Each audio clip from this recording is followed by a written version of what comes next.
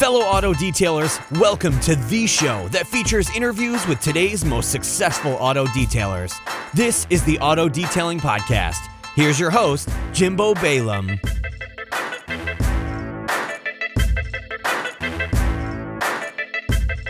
All right, what's up, everyone? Welcome to episode 356 of the Auto Detailing Podcast. I'm Jimbo, your host, and we have a really, really cool, interesting, kind of different podcast for you today with Paul Frasco from Pro and Local Detailing. But before we get into that, I want to thank the sponsor of today's show, that is Autofiber. And one of the new products that Autofiber has that I really, really like, and I think a lot of people could get a lot of value out of them, is these little baggies. And they're like, I think they're microfiber. They're microfiber lined. I know that. I'm not sure if the material on the outside is microfiber, but they're just big enough to put a couple 16-ounce bottles and a couple towels. So they're ideal for if you have a lot of coating clients and you want to send them home with a maintenance kit, or you have a long-time client and you just want to give them maybe a bottle of quick detail spray and a towel. They're perfect for that, and you could also brand them with your company on the outside. So you could check those out over at autofiber.com. And if you use my code Jimbo, it's going to save you some money. So onward to the show, Paul. Thanks for coming on again. Yeah, thanks for having me, Jimbo. And we've hung out at Mobile Tech. Yep. We've been on the podcast at least once. Was it twice? At least once before. 2 or 3 times. 2 or 3 times. I lost count. A couple times. That's how exciting they've been. He lost count how many times he's been on the show. That's how exciting I am. Met up for In and Out one time, so it's been fun. So I've known you for a while. And a few months back, forget what's probably been, I don't know, 4 or 5 months, you said, hey, I'm gonna do this idea at a car show. I'll let you know how it goes, and then maybe we could do a podcast about it. So now you've done it. In fact, you've done a couple different car shows in a couple different ways, and that's what we're going to talk about today. So can you tell us kind of this initial idea of sponsoring or putting on your own car show?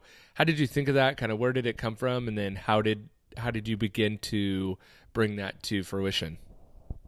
Okay. If I cut out, just let me know. I'm driving through a no problem bad cell signal area, but so yeah, like we've been doing car shows for a couple of years, and I try to do somewhere between 20 or 30 car shows a year, being a vendor and setting up a table and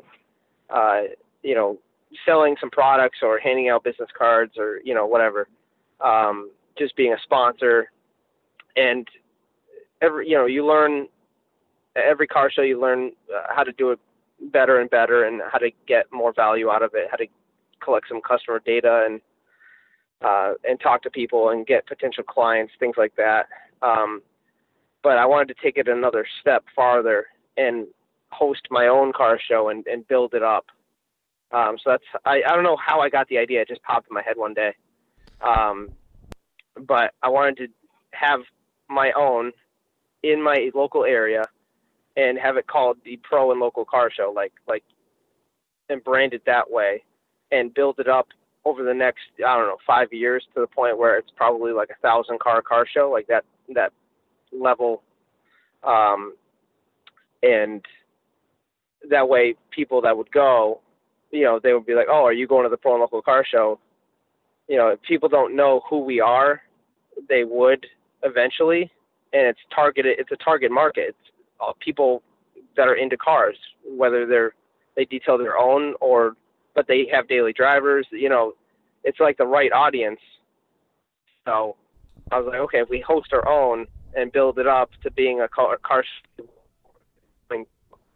and we're a detail company, and our signs are everywhere. We have our own set up at the show, and it's a show that Can you hear me?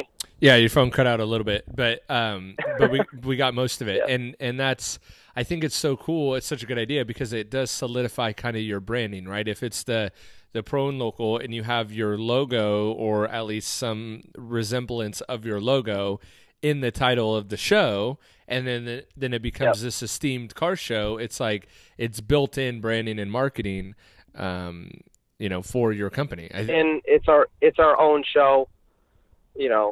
Everyone that comes into the show gets our information, and we all the people are on my email list now. Right. So you're having them go through obviously some sort of sign up process. Yep. Got it. Yes. So yeah, we just was just like, okay, we host our own.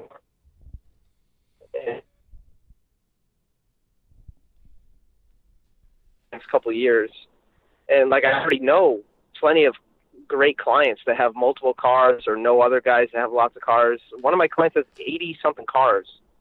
Like I don't. Wow. You know, he's got his dad started a collection, and he just took it over, and he just keeps.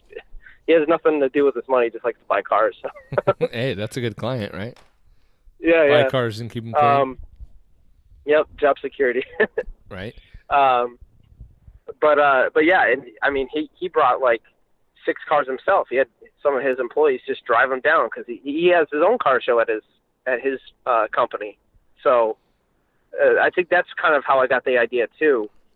Maybe indirectly, like I saw that he was doing his own show, and I'm like, and I've done so many that I'm just like, okay, why don't I just host my own and do it for charity, and you know, so we didn't make any money off of it, but we raised money for a charity, and we get all that exposure, you know, all that branding. So that's valuable itself. 100%. And you have the email list of potential clients, right? So even if it was 5 or 10 people for like a mini car show, and I have no idea how many people ended up coming, but you know, even then it's still a cool way to get a list of people, right? For free. And you could charge for it, or you could donate it to charity, right? And that may even bring in more people. How did you decide, like, how did you decide where to have it? Because how do you choose, I guess, is it better to pick a smaller spot that you know you'll fill, or like how did you choose where to do the car show at? So we called, you know, local venues like you know, this place called like VFW's, American Legion, you know, different venues like that. There's, you know, all these types of places that have weddings and, you know, halls that you can rent out. So I just looked on Google and I called like 5 different ones. Hold on. Can you hear me? Yeah, you're good. You're good. Okay. It sounded like it cut out again. I'm going through like the worst area. I always drop calls right here.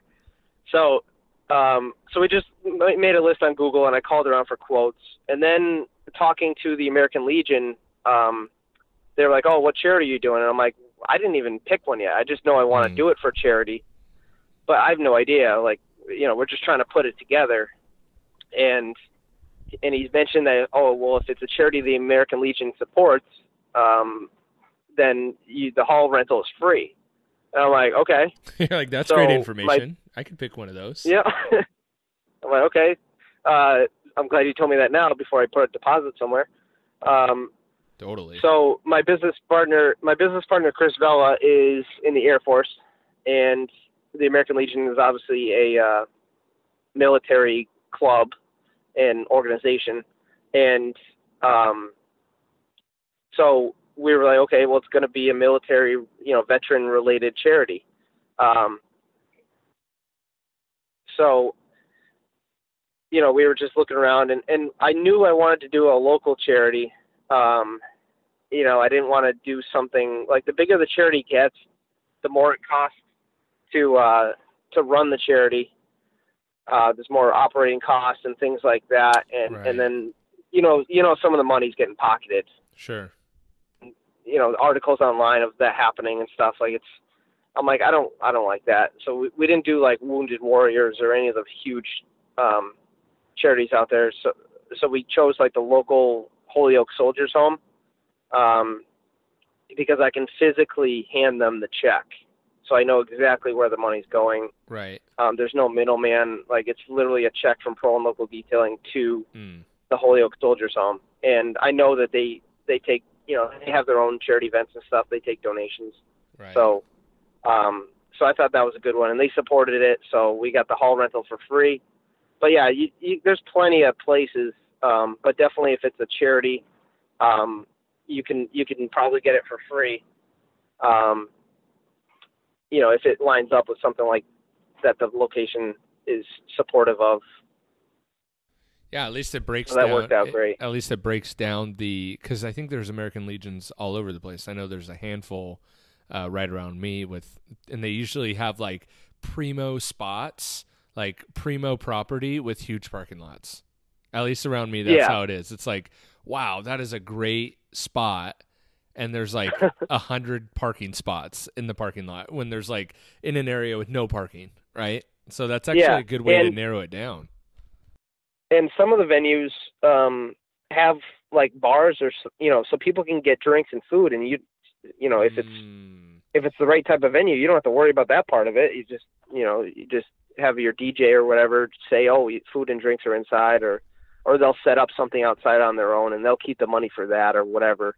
It's going to be different wherever you go. Of course. And my next question was going to be like, did you have to get a permit from the city, or because you do it at an American Legion on their private property, can it be I guess like an American Legion event even though it's your car show, or did you have to, and this may vary from town to town too, but did you have to get any special permits or anything like that? So they wanted me to get some kind of, I forgot what they called it, but some kind of permit. It was like $100, or insurance, and it was to have alcohol outside. Got it. For the day, like a temporary alcohol like permit or something. Special use permit.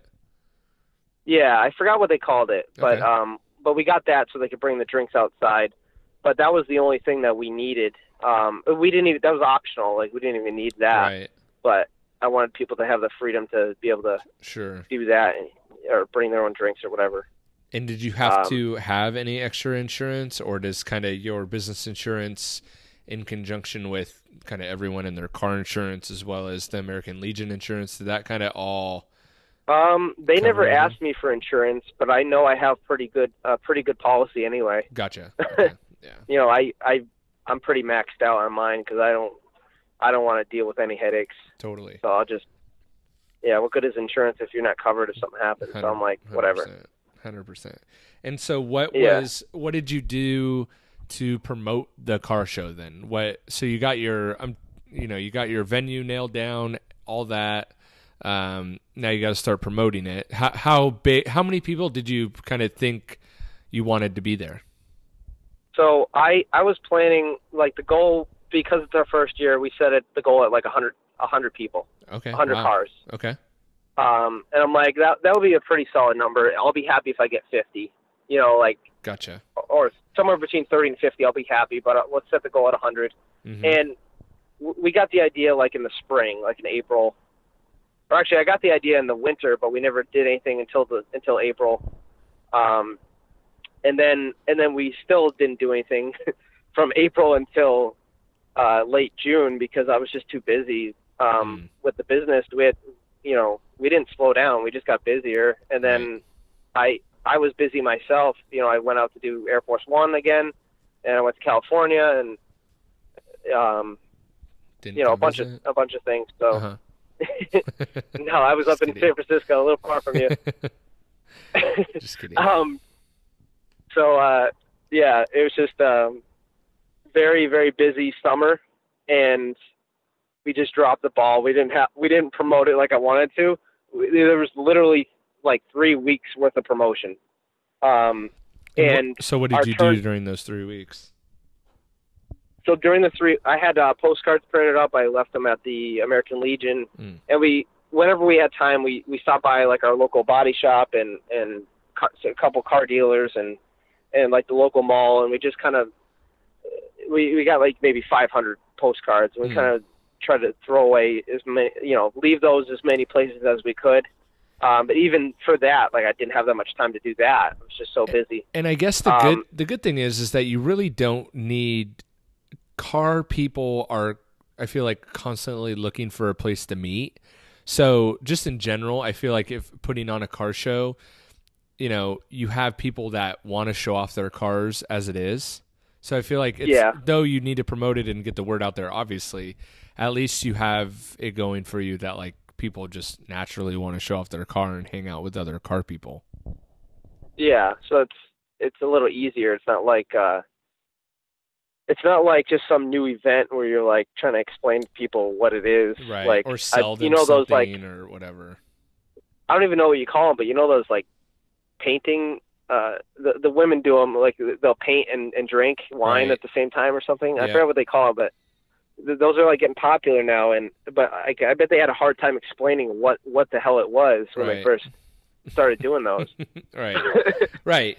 Yeah, you're You know? not doing something completely new and completely out of the like realm of where you got to explain it.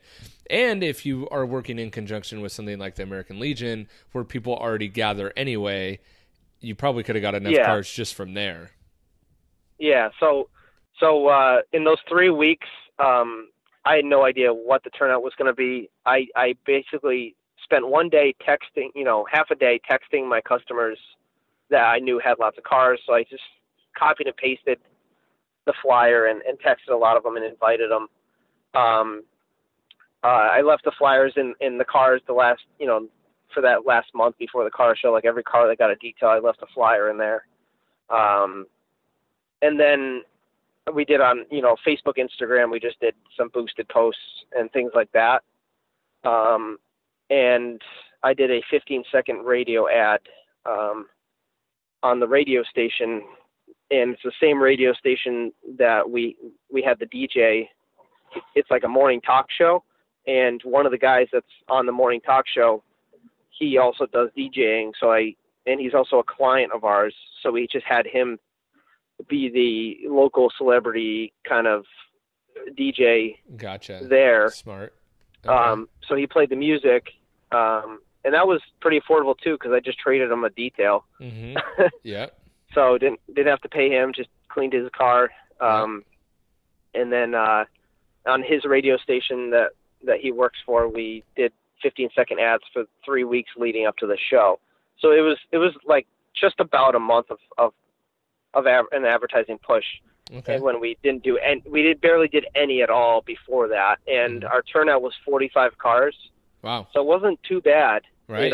Yeah. It went better than I thought, but did you limit definitely it to? Did you say like anyone with a car, or did you limit it to a class or years or anything like that? Okay. All cars are welcome. Okay. And I did a $10 donation, and it's all donated to this, Soldiers Home. So we raised 500 something bucks. I think it was 520. I got it written down. 520 bucks, I think it was. Okay. Because some people gave more than $10. Right. That entered their cars. Mm-hmm. But Nice. yeah, not too bad for a couple weeks of advertising. It went better than I thought. But definitely I want to do it a lot bigger than that. So do you plan on, are you going to take, I mean, I feel like that's not a bad turnout for the first year at all. I feel like it's pretty good. So are you going to do it again?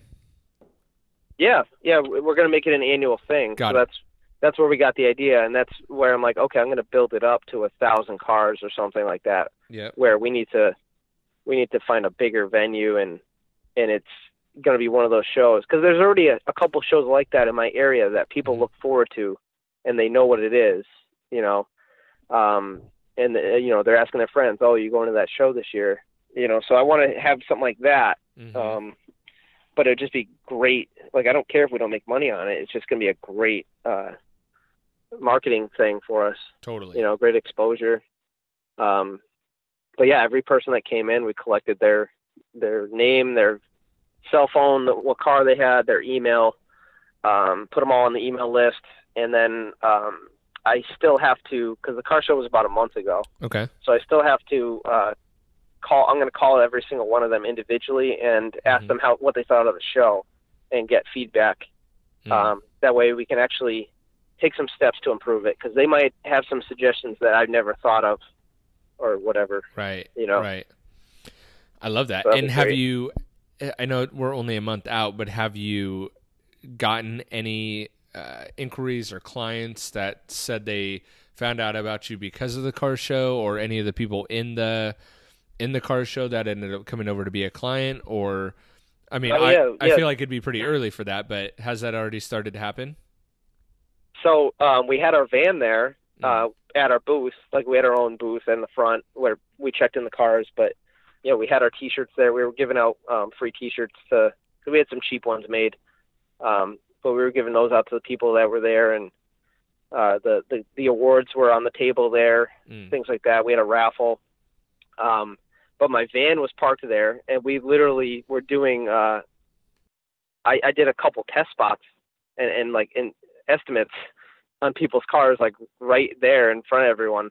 And I don't know the exact number, but I know it was well over $2,000 of work that we booked just from the show alone, like during the show. Wow, that's incredible. Somewhere between $2,000 and $3,000 of a couple paint corrections and a couple regular details. Yeah. Wow. So that was pretty cool. That's freaking rad. And that's awesome. I only think maybe one of them didn't fell through. The other ones we've already done their car already. Okay. So wow. That's pretty cool.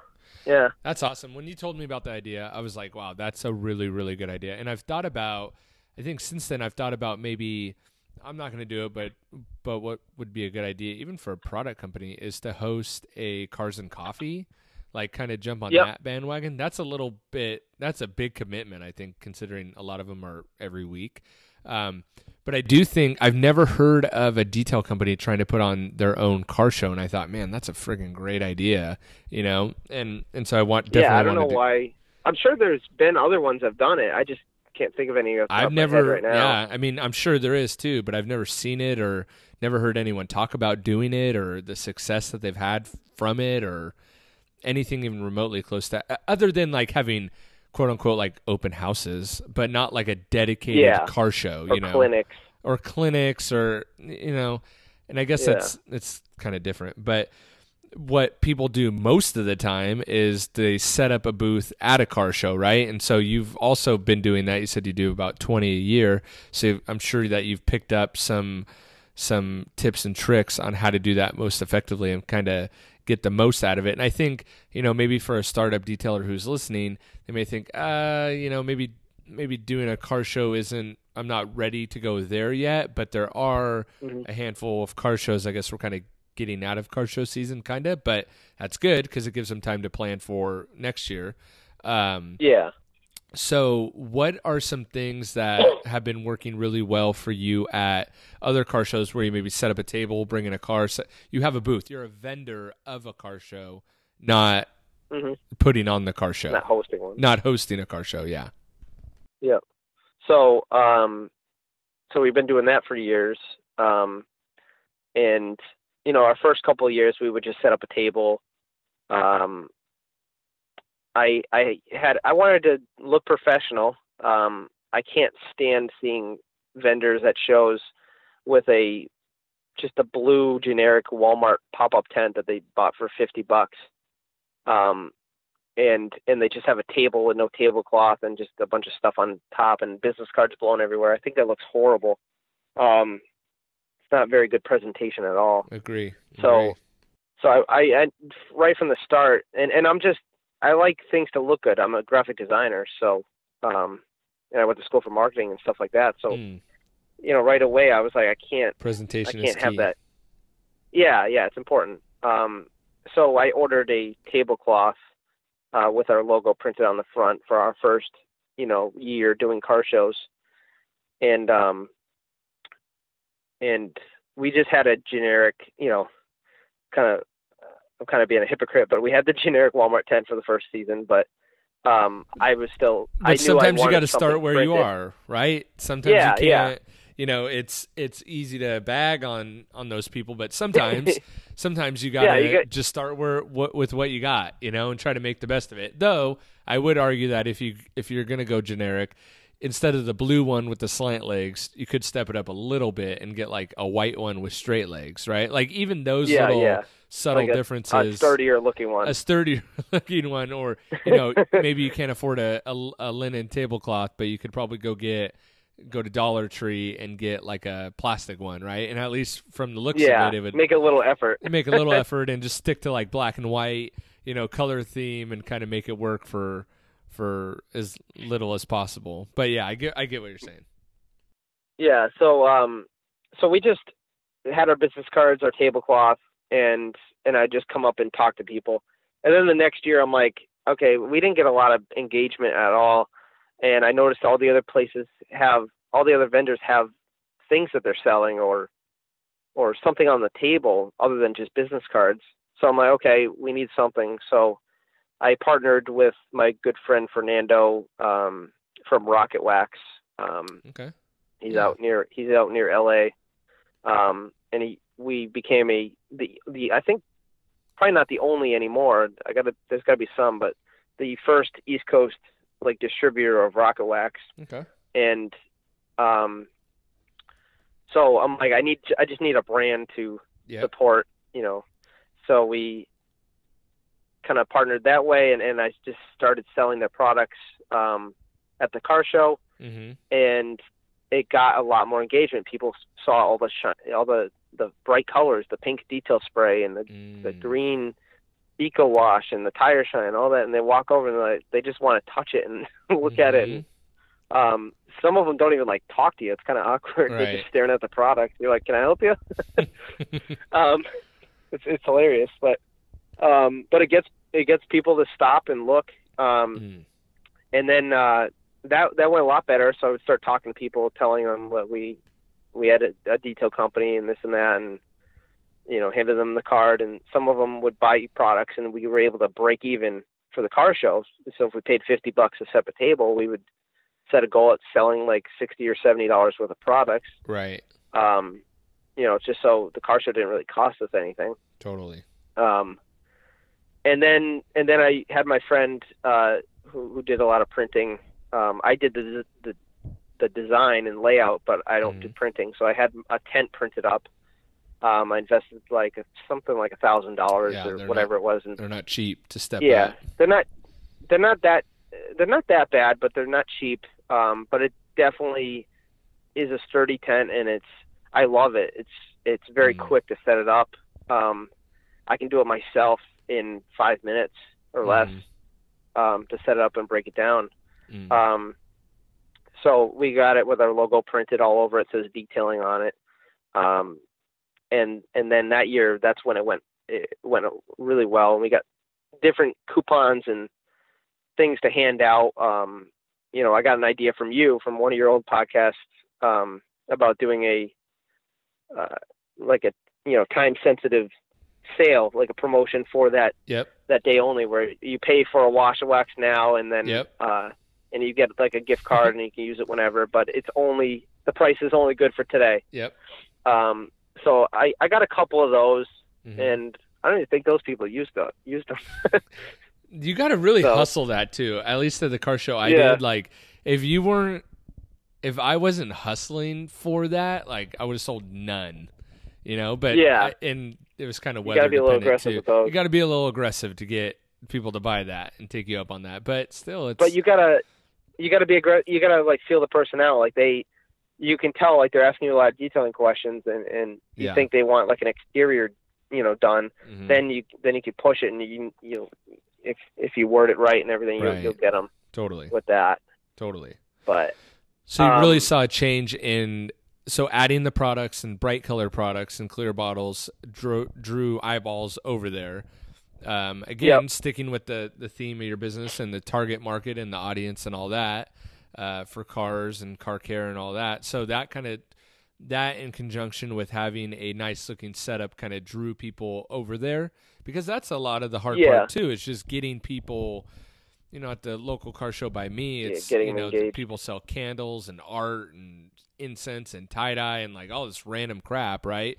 So and most of the time people don't want to be bothered by the vendors. They just they didn't come necessarily to spend money, they came to enjoy the cars, right? So just to get their attention to come over to your booth sometimes can be difficult. So I could see if it's almost like a billboard or something. Like it is. You only have a few seconds to make an impact and get them to 100%. Look like people don't want to be bothered, but I've noticed that they still walk by. All the vendors are usually in the same spot, and they still kind of walk by and just take a quick look. But usually they won't just come up to every single table and look at what it is. But if you catch their eye, you have a few seconds. Once you have their attention, then you got a 50-50 chance of getting something out of them. 100%. Whether it's their information to market to them later, or selling some spray wax. 100%. But yeah, and then the following year after that, we really focused on the branding and the theme and what I wanted to do. I got a new tablecloth, updated. Mm-hmm. We're going to get a new tent next year, but the tent's still fine. I had to clean it. It got all dusty, but those things get now, that's the downside. They get so wrecked because it's constantly like putting it up, putting it down, putting it up, putting it down, storing it. Or you're at a car show in a field, right? or dirt and it's covered in dust. Gosh. What was I going to say? So we really started focusing on the branding and sticking to the theme of the company colors and the logo, updated the logo, made it look tweaked it a little bit, and got all new stuff, new printed materials. I bought a TV, so I have a bunch of commercials that I had made, so we have those playing on loop. Tons of different things. We have our Better Business Bureau, our IDA certificate, all those things are laid out on the table, things like that. And it looks really official. It looks really organized, clean. And I've heard from multiple people ask if I'm a franchise, and I'm like, no, why do you think that? And it's just because of how clean and professional it looks, or how all the logos and color schemes, how it's all branded right consistently. Right. And my name is not like, it's not like Jimbo's Auto Detailing where it's kind of personalized. It's just pro and local detailing. So it's kind of a generic name. Mm-hmm. So I think, some people just thought it was like a chain. And I'm like, nope, I'm the owner and we're only here. Like this, This is our company. We're not a franchise. Right. But I guess that's a good thing that they thought that. I would think that's a good thing. It could be a good thing, at least, that your branding is sleek and not kind of cheesy and homegrown looking, I guess, Yeah. But yeah, I thought that was pretty cool, that they thought that. And then this past, actually a week ago, we did another show, and it was like a 1,500 car show. Like, it was a big one. That's one of the ones that I'm trying to get to that level with my own car show. Yep. But we've been a vendor of their show for like 5 years. And and every year, we got better and better, but this year I'm like, okay, we got to do something different. Even with the TV, with the commercials, that helps, but it's still not good enough. So I bought a beater, Mini Cooper, and the paint needs some love. And that show is like a tuner show. It's nothing but BMWs, like M3s and Volkswagens and STIs and that type of thing. And everything's on airbags and lowered and modified in some way. It's pretty cool. So the Mini Cooper fit in with that crowd. And it was hilarious because I heard this from multiple people. I parked it at my booth, and all I did was prep it in the morning, like clayed it, and I just rinsed it down. I just let it air dry. There's water spots all over it. Like, I didn't even care. I just I just parked it at my booth, and I had a couple signs made, like those the A-frame like sandwich sign thing they put on the sidewalk. Mm-hmm. I got one of those. And I got my friend printed up a sign for me. It says "Professional Detail in Progress," and I just put some scan grip lights around the car. Yep. And I did on one door. I wet sanded half of it and compounded it and made it look really good on one side. And I left the tape line, and I wrote before and after. And you could clearly, if you've never seen swirls, when you saw this door with the before and after, and you could see the two lights in front of it, you would know, like, oh, okay, he's getting scratches out. Yep. Yep. Like, most people saw exactly what it was. I saw people like looking at it, pointing at it, telling someone, what friend they're with, like, oh, look, here's before, after. I could see them looking at it. And we were doing a live demo and just working on it during the show. I do like one panel at a time, and then and then there'd be a crowd around, and I'd start talking to them, and we did the same thing. We booked a couple $1,000s of paint correction jobs.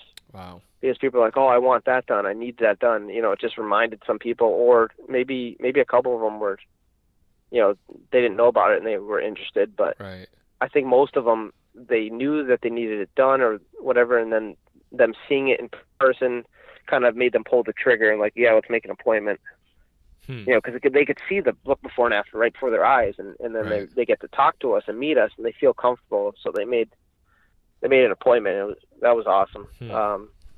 And then I heard a few people towards the end of the show walk by and like, car looks great. You know, I coated it too. Oh, wow. And so it was like really glossy.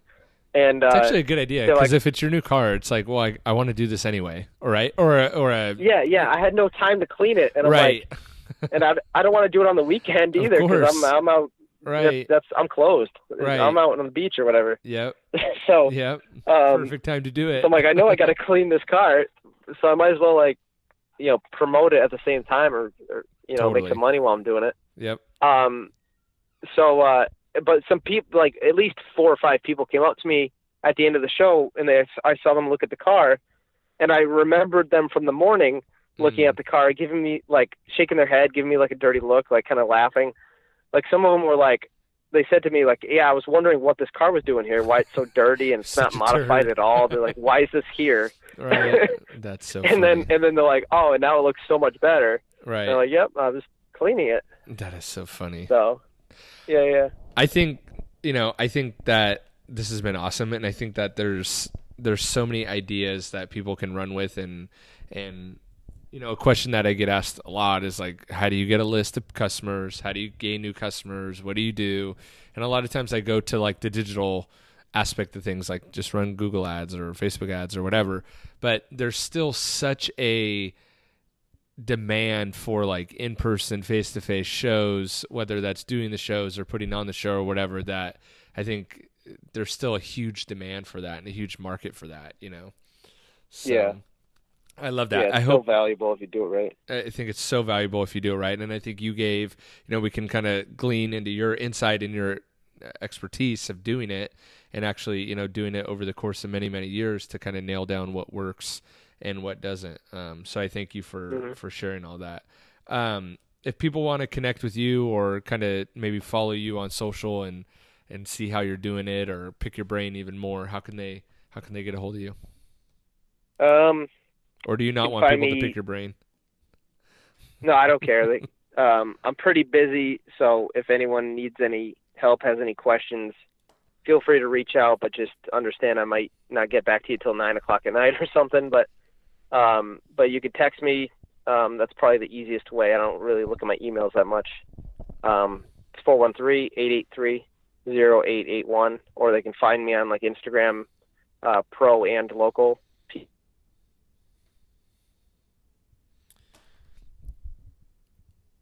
Your phone cut out at the perfect time, Paul. Let's see if you come back. But if not, we will end the show right there. His phone ended up cutting out at just the right time. So if he doesn't come back as I'm talking about this, big ups to Paul. Thank you for that. Paul, if you come back in, just start talking, bro. But your phone ended up cutting out at the perfect time. So with that, hope you guys enjoyed this episode of the Auto Detailing Podcast. Thanks for listening.